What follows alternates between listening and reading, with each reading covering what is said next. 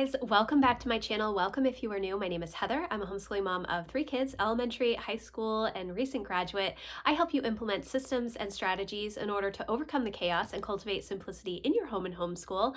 Today, I'm going to be doing a little bit of an introduction on reviewing all of my rhythms and systems and habits that I have throughout the months and weeks and days. And this is in preparation for setting goals for 2026. So let's get into it. Okay, guys, so I want to remind you before we even start, today is the last day, if you're watching this live, to enter my giveaway for 2 sets of power sheets. I will leave the video where I talked about that giveaway linked below for you so that you can go check that out if you are interested. Today, I'm going to be talking a little bit about my rhythms and systems and habits. And I decided to do this as kind of a preparation for my 2026 goals. Over the past year, or maybe a couple of years, I have been thinking a lot about the rhythms and systems and habits that I have in my day-to-day life because I want to make sure that they are still serving me well. And some of them are definitely serving me well, but some of them are not serving me as well as I think that they could. And I haven't really sat down to go through all of the different rhythms and systems and habits that I have implemented into my day-to-day life for quite a while. But as I was going through this past summer and thinking about my planning process, if you have been around, you will know that I was going through all kinds of different planners to figure out which planning system was going to work for me, if I could consolidate things, if there were things that I wanted to keep in different places, if I wanted to keep everything all in one notebook, if I wanted to continue using multiple notebooks. I have been evaluating a lot of that stuff lately. And as I've been doing that, I realized that I needed to shift some of the habits and systems that have been ingrained in me for over a decade at this point. And once I started to think about changing some of the days and times that I wanted to do things like my weekly planning or my homeschool planning, I realized that that was almost like creating an entirely new system in my life. Even though my planning process itself hasn't really changed, changing the day and the time when I'm doing that planning, it takes a lot more work for me to do that. It's automatic for me to do Sunday planning. I am very at ease when I'm doing Sunday planning. However, I have wanted to add in Sabbath rest as part of my weekly rhythms. This is something that I used to do really well prior to 2020, and after 2020 it kind of fell off, and I've been trying to get back to a good place where I am taking some rest on Sunday. But what was happening was we would go to church in the morning, which was quite busy, and then we'd get home in the afternoon, I'd be making dinner, and then I was trying to plan out for the week. And so by the time it was time for bed, I was exhausted from all of that mental energy of planning out everything for the week and getting the house ready. And it wasn't a restful day. It wasn't a Sabbath rest day. So I realized that I needed to adjust when I was doing certain things. And once I started thinking about that, I realized that it made sense to kind of go through all of the systems and rhythms and habits that I have to see which are still serving me well, which are not serving me well, and if there are things that I'm doing because I think I should be doing them, or if it's because I really want to continue doing them. And that's not something that I've done recently. I haven't really sat down to flesh out whether these rhythms and systems are still serving me well. So I needed to kind of do that. And that's what I'm planning to do over the next month, is just go through all of those different rhythms and systems and kind of share them with you guys. What are the things that are working well and what things do I need to change? And I think part of the prompting for this is coming from the fact that my life stage is very different now, and it's not a bad thing, it's a normal thing, but considering how old my kids are now and the different activities that we do and the requirements on my time for homeschool and my work and my family and home management and all of those things, it's very different than 5 years ago and even 10, 15 years ago. The life stage is different at this point. And so it makes sense to reevaluate things. And I think that when you have habits that you don't think about, it's hard to evaluate them because they are so automatic. And these are not necessarily bad habits. They are quite good habits, but they may not be working in a way that I need them to work. For instance, every day for many years now, I have been writing the same 4 daily cleaning tasks in my planner. They are clearing the floors, vacuuming because of our big fluffy dog, and then clearing the surfaces and clearing my office desk. And I write those down in my planner every single day. However, I've noticed probably over the past 6 months that I am not doing them as regularly as I would like to. And I had to kind of think about, why is that happening? Well, part of it is because we've just been out straight and we're never home. And so things just get put down and then we're out of the house again. And so I don't have time to do that. Do I still want to do these things? Yes. Am I not doing them for a particular reason? Sometimes I'm just too tired. Sometimes I just can't deal with it. This is a complaint that I always have, that I will clear off surfaces, but then as soon as my family sees a clear surface, they pile things on top of it. And so figuring out how to get my family involved in this is something that I definitely need to do. But then I look at my office desk and right now it's clear, but is it clear every single day? No. Do I clean it up and kind of shut my office down at the end of the day? No, I don't. I mean, sometimes I do, but it hasn't been as frequent. Vacuuming does tend to happen pretty much every day, because if not, we would have Izzy tumbleweeds throughout the house, and that is not ideal.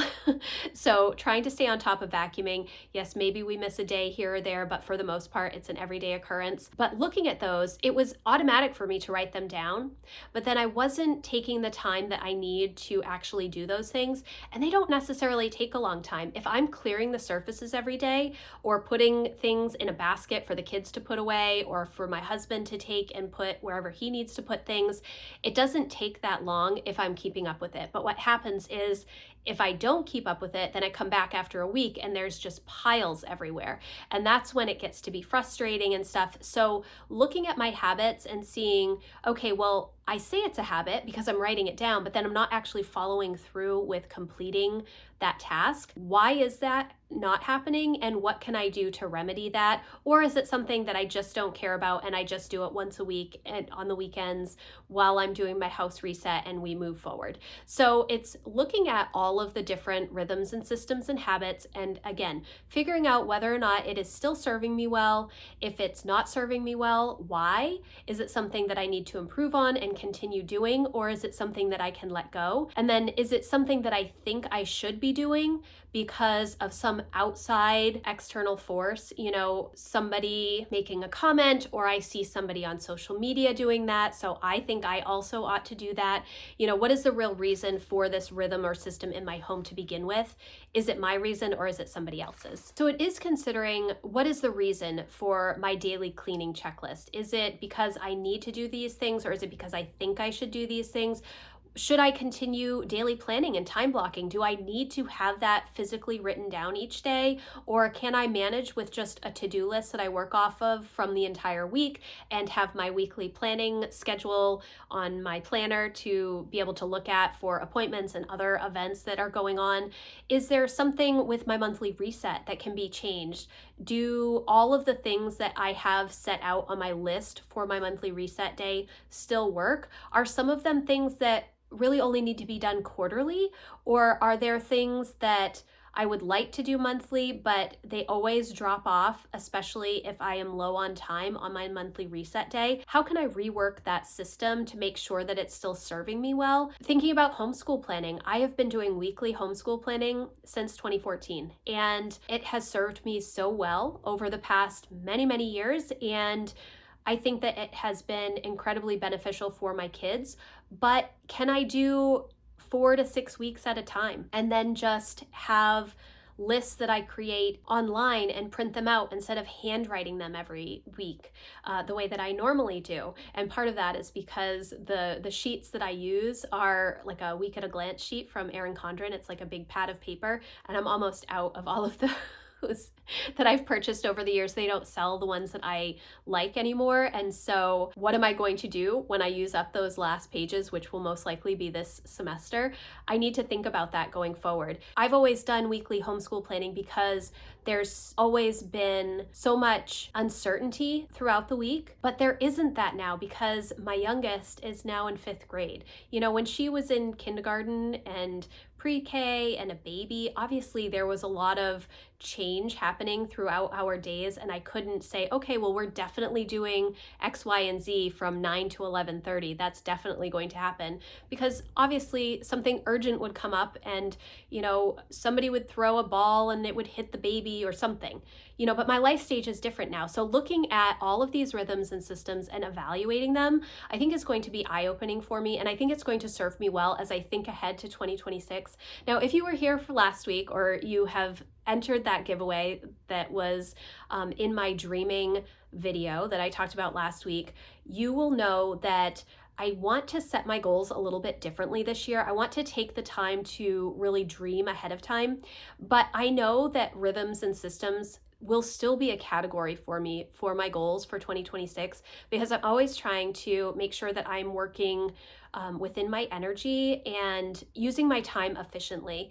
And when I am using my time efficiently, it opens up so much more time and space for me to work on bigger goals and other things that if my rhythms and systems are not solid, I end up wasting time trying to manage the home, trying to clean up things, trying to go from urgent to urgent to urgent instead of following the important path. And so I think it's going to be interesting. Over the next few weeks, I'm going to revisit my daily habits. These are the things like my AM routine, the things that I've been doing for so long that are so automatic, I don't even think about them. And it's going to be really interesting to kind of step into that awareness of what I'm doing each day. I'm going to be revisiting my weekly rhythms, things like my weekly planning, my homeschool planning, my food prep, the weekly cleaning tasks and weekly home projects that I work on, all of that kind of stuff. And then I'm going to also be doing my monthly rhythms, which are mainly my monthly reset day. It's also my goal setting process,